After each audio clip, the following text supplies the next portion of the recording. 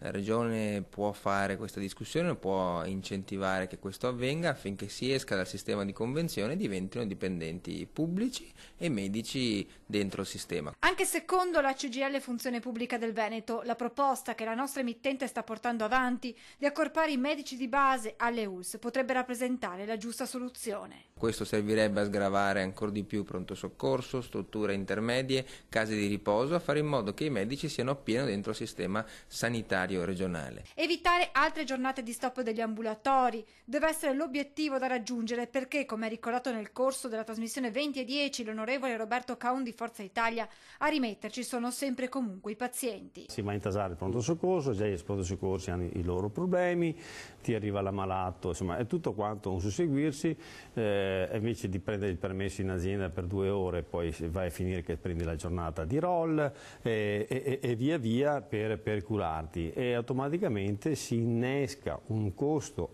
per lo Stato. Il Movimento 5 Stelle auspica che si raggiunga un punto di incontro per non creare ulteriori disagi a chi in questa vicenda è il primo a rimetterci senza avere colpe, ovvero il cittadino. Quelli che stanno perdendo oggi sono i cittadini veneti e questo è intollerabile. Noi chiediamo che immediatamente venga riaperto il tavolo di trattativa tra i medici di base e tra la Regione.